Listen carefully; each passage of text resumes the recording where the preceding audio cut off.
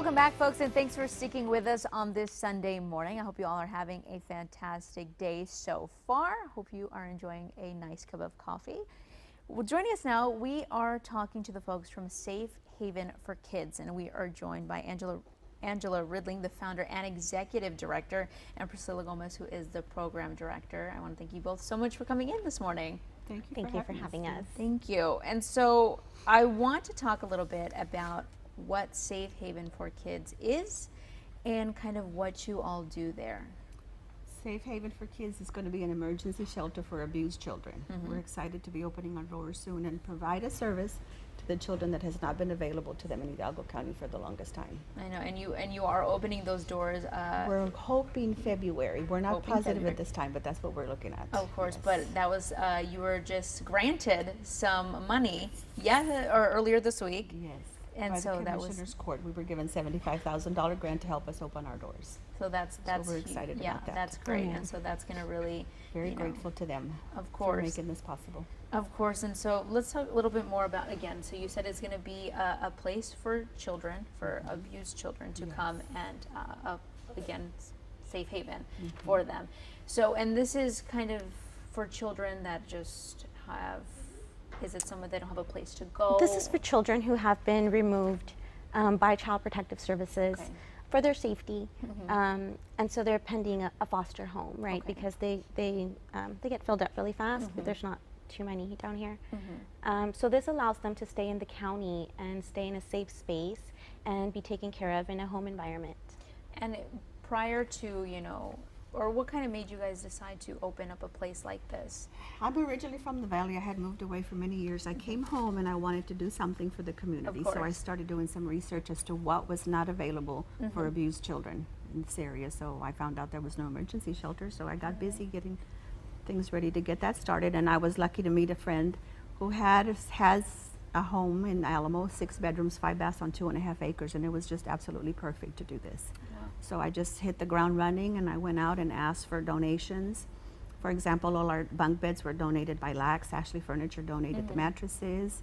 We got a riding lawnmower from Burns Motors. We're on 2.5 acres. That was desperately needed. I got cribs, I got toddler beds, playground equipment, everything. The house is completely ready and set up. It's a beautiful home environment for the children. So you really which I've tried to create. Yeah, of course. So you really just wanted to do something, give back, and you really have done it. You've really done everything that you need to do, and so now we're hoping those doors will open within the next few months, of course. We're not officially open yet, but CPS came to me back in January and asked if I would allow them to stay there at the house with the children, as opposed to having them continue to spend the night at the CPS offices, which I've been doing since February. We've had a good 50 kids come through there. Wow, and that's great. And it's been very rewarding to have them there. It's been a blessing, yes. And the kids love the home. They feel so safe. They feel it's a pleasant environment. They don't want to leave. That's perfect. It gives them exactly what you were hoping to exactly. establish. So that's great, and that you're able to do this, and you found the need and something that was needed here. And then you mentioned that there's not very many emergency shelters for children specifically. There aren't any. We'll be the only ones in Hidalgo County. Yes, ma'am. And is that pretty common, or is it just something that unfortunately down here? Yes. Okay. There are a lot of services that are not available to abused and neglected children down here.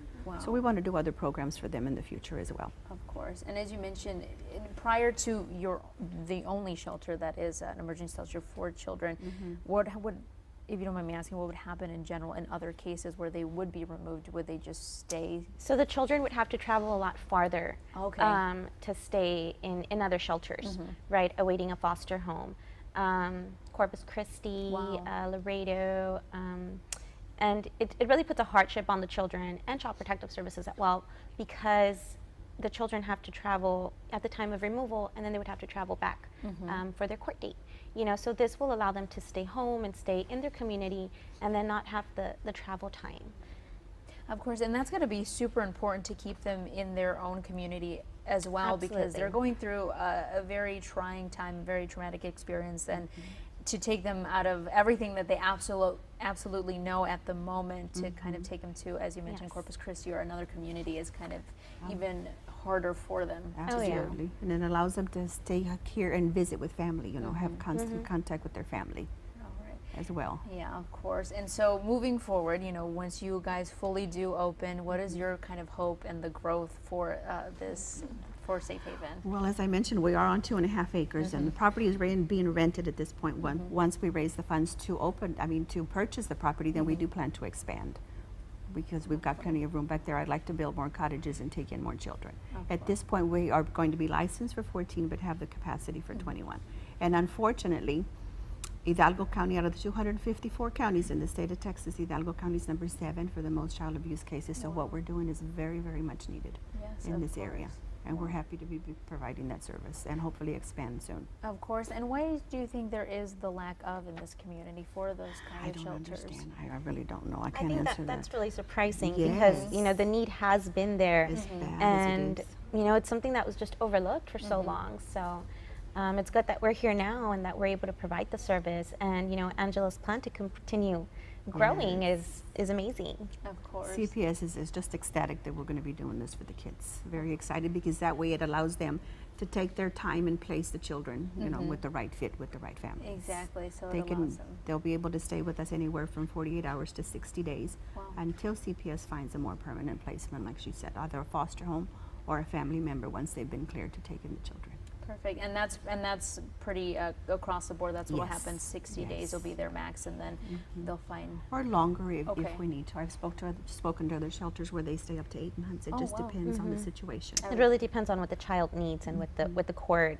agrees upon that is best for the child. Perfect. And so, are there any ways that people can help that are watching? If we have viewers at home that are, you know, 100% behind you and want to support you in any way that you can, especially seeing that, you know, this will be the one and only kind of here in the Rio Grande Valley. Is there any way volunteers? Well, actually, there is another shelter that opened recently in Harlingen, in Cameron County, doing the same thing. But we will be the only ones in Hidalgo County. Okay.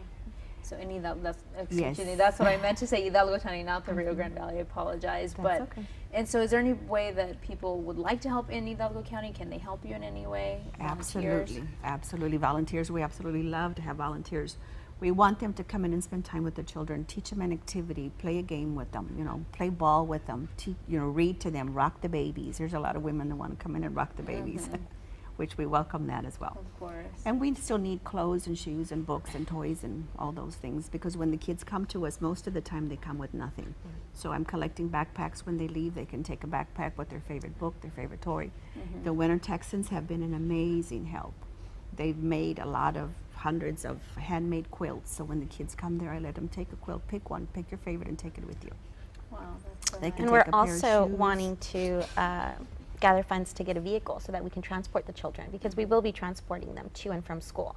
You know, so right now that's one of our big goals. Yes. That's on our Christmas list. Yeah, that's the Yes. Christmas. Well, it is right around the corner, so of We'll course, need to yeah.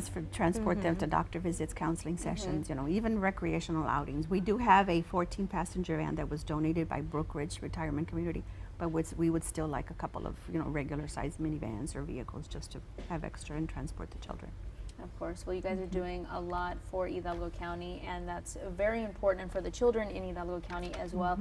So it's a really great thing that you are all doing, and I think it's, of course, very much so needed. So, folks, if you want any more information, you can visit safehavenforkids.org, and hopefully within the next few months, you all will be fully open and accepting, you know, being there as an emergency shelter plan, for kids. yes.